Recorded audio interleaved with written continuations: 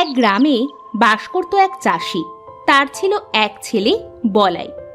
বলাই ছিল সহজ সরল, যে যা বোঝাতো বলাই তাই বুঝতো। একদিন চাষি সারাদিন মাঠে চাষ করে রাতে বাড়িতে ফিরছিল।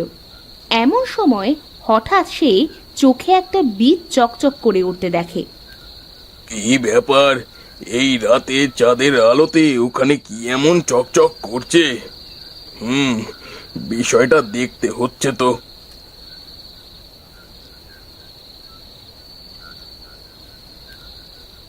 এত ছোট একটা জিনিস কিন্তু সোনার মতো চকচক করছে। দেখে তো মনে হচ্ছে এটা কোনো গাছের বীজ হবে হয়তো। যাই, এটা নিয়ে বাড়িতে যাই।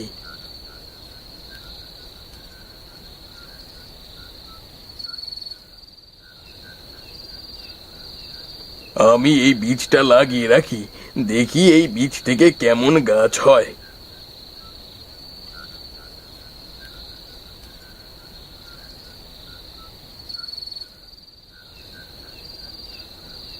কে ওখানে?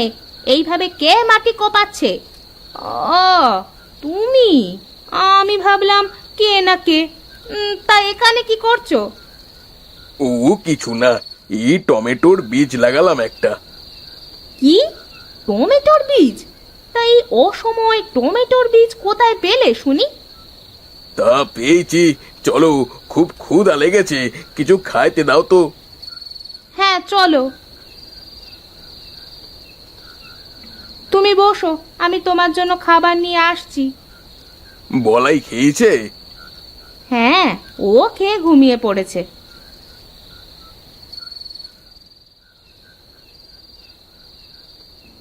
এই নাও, খেয়ে নাও।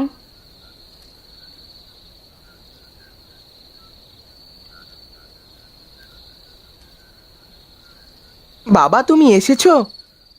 হ্যাঁ রে বাবা, কিছু বলবি? মা তখন বলছিল তুমি আসার সময় নাকি আমার জন্য মিষ্টি নিয়ে আসবে। আমি তো বাজারে যাইনি বাবা, কাল নিয়ে আসবো। এখন তুমি ঘুমাও, যাও। ঠিক আছে বাবা। পরের দিন সকালে গোপাল ঘর থেকে বের হয়ে এসে দেখে বীজ লাগানোর জায়গায় একটা ছোট গাছ বের হয়েছে। যা ভেবেছিলাম তাই, এটা কোনো ফলের বীজ। এখন দেখার বিষয়। যাই, আমি মাঠে যাই। বউ, বউ, আমার কোদালটা একটু নিয়ে আসো তো। তিশা ঘর থেকে কোদালটা নিয়ে বাইরে বেরিয়ে আসে। এই নাও তোমার কোদাল। শোনো বউ, এই গাছটার দিকে খেয়াল রেখো, যেন এই গাছটা কেউ তুলে না ফেলে। আচ্ছা, তুমি চিন্তা করো না, যাও। গোপাল মাঠে চলে যায়। তিশা গাছটার কাছে বসে বলে, এই গাছটা দেখতে এমন অদ্ভুত লাগছে কেন? দেখতে কেমন যেন টমেটোর গাছের মতো লাগছে। এমন সময় সেখানে বলাই আসে। মা, ও মা, এখানে তুমি কি করছো? কি আর করব, তোর বাবার গাছ পাহারা দিচ্ছি।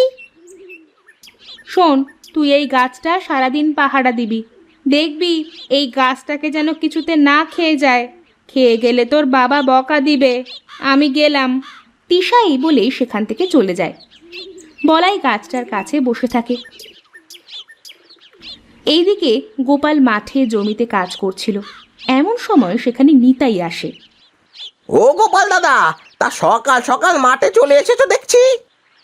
তা আসলাম, কাজ তো করতে হবে। তা ঠিক, কাজ না করলে খাবে কি? তাই জমিটা চাষ করতে কত টাকা ঠিক করেছো? 10 টাকা দাদা।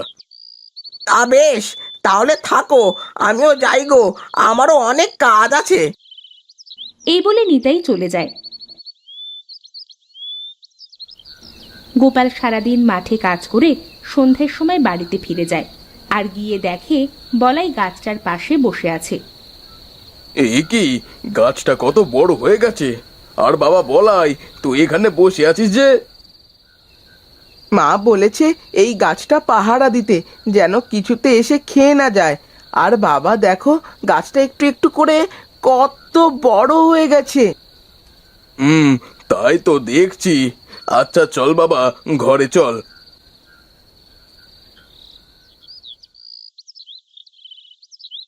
পরের দিন সকালে গোপাল ঘুম থেকে উঠে এসে দেখে একটা সোনালী টমেটো ধরেছে। এ কি দেখছি আমি? এ তো সোনালি টমেটো! হা হা হা হা হা! বউ, বউ, দেখে যাও, দেখে যাও। ও মা গো, এ কি দেখছি আমি? এ তো সোনার টমেটো ধরেছে। হ্যাঁ গো, হ্যাঁ।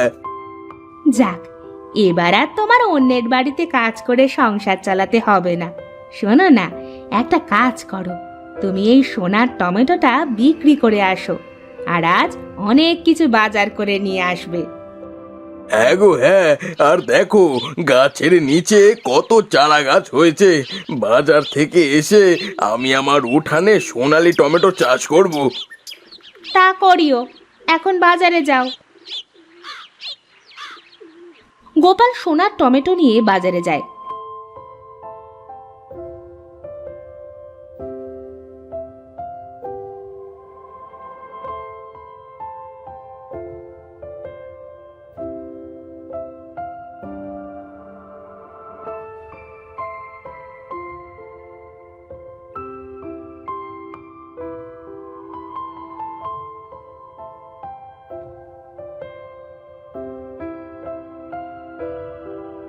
বউ, ও বউ, এই দেখো কত বড় মাছ কিনেছি। অনেক সুন্দর তো মাছটা, দাও দাও। ধরো মাছটা, ধরো।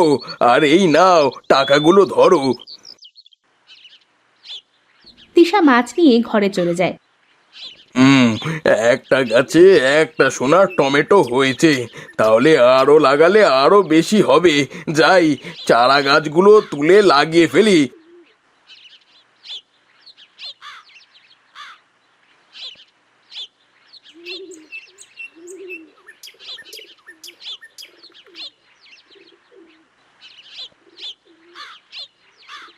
বাবা, ও বাবা, আমিও লাগাবো। তুই লাগাবি বাবা? আচ্ছা ঠিক আছে, লাগা তাহলে।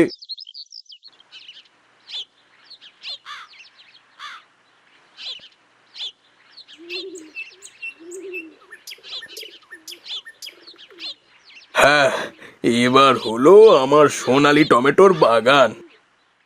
আমাদের সোনালী টমেটোর বাগানে কি বাবা সোনার টমেটো ধরবে? হ্যাঁ রে বাবা, হ্যাঁ। দেখতে দেখতে কিছুদিন পার হয়ে যায়।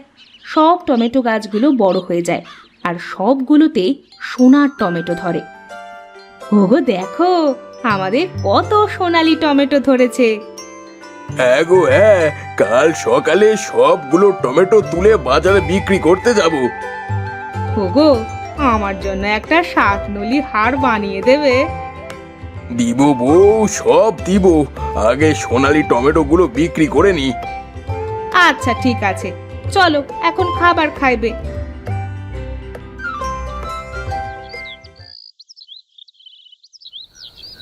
সেদিন রাতে গোপালের সোনালী টমেটো বাগান চাঁদের আলো পড়ায় চকচক করে ওঠে। এই দৃশ্য লালু চোরের চোখে পড়ে। এ কি, গোপালের বাড়িতে এত আলো আসছে যে? ব্যাপারটা কি দেখতে হচ্ছে তো। আরে বা, আমার তো কপাল খুলে গেল। এ তো সোনার টমেটো। আমি অনেক বড় লোক হয়ে যাব, বড় লোক। না না, বেশি কথা না বলে এই সব টমেটো নিয়ে কেটে পড়ি।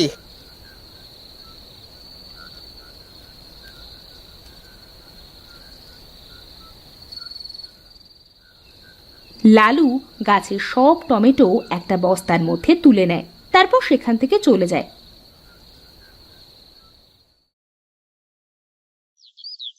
পরের দিন সকালে গোপাল আর তিশা এসে দেখে একটাও টমেটো নাই।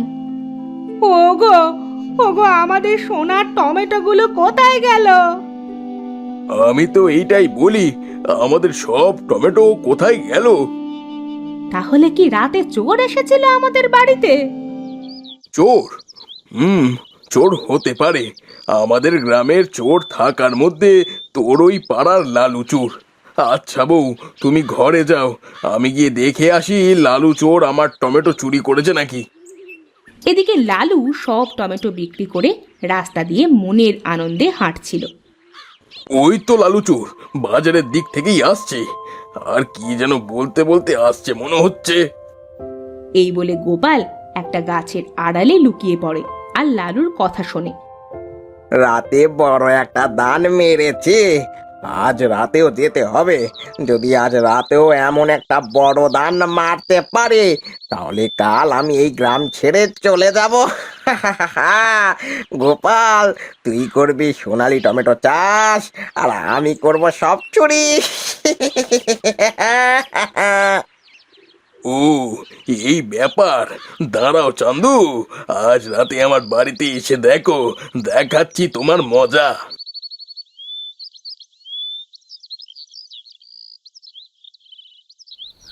সেদিন রাতে লালু আবার আসে গোপালের বাড়িতে।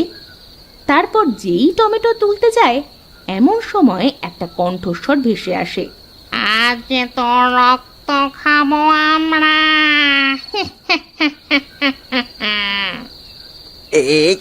কে তোমরা? এই লালু, লালু, কি রে, আজ ও টমেটো চুরি করতে এসেছিস? ধর ধর ছোকরাকে, আর তাজা রক্ত খা।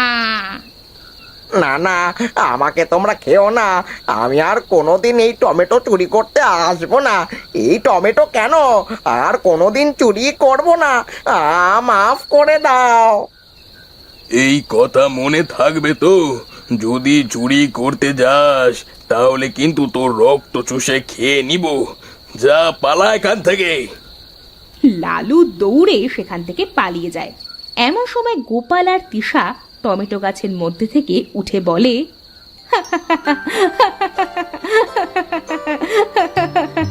চোরটা মনে হয় ভয় পেয়েছে। আর কেউ আমাদের সোনালি টমেটো চুরি করতে আসবে না। এরপর থেকে গোপাল রোজ একটা করে সোনার টমেটো বিক্রি করে সুখে শান্তিতে বসবাস করতে শুরু করলো।